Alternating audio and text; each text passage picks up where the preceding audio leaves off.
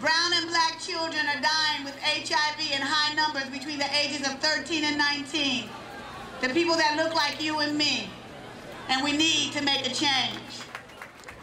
The reason why one student will wear a condom versus maybe someone that won't has to do with how they feel about themselves and the relationships that they have with their romantic partners, with their parents, with their friends.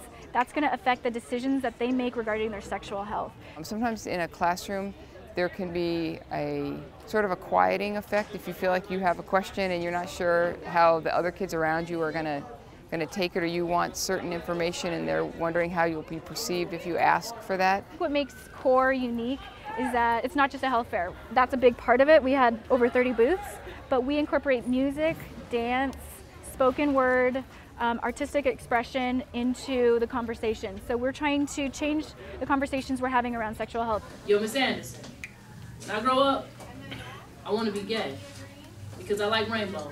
And I heard gay people always see rainbows, even when halos are just the noose of a rope that will soon be wrapped around their throats to choke the angels out of God's bodies. I heard gay people were hated by almost everybody. I think a lot of students feel uncomfortable just because they're not sure what other people are going to think if they ask their questions, whether they're going to get laughed at. So the kids really like the fact that they could go in and out of the booths, talk to those that they were interested in, but not all of them. I never talked about the stuff that I talked about with the people today. I don't know half of the stuff they told me, now I do. It's about condoms, it's about STD prevention, and it's about pregnancy prevention. But in order to really tackle those issues, you have to get to the relationships that people are having with others and with themselves. There's a lot of people here in healthy relationships, but I don't think they quite know what healthy is. So they might be happy, but it might not be right.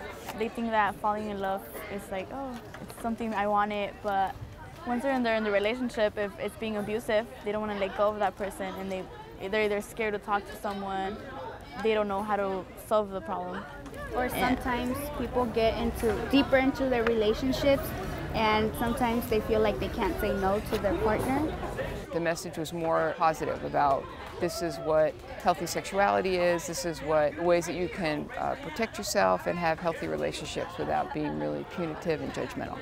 What's really amazing is that teachers at Crawford loved the event so much that they're incorporating concepts from the event, such as healthy relationships, LGBT issues, into their curriculum.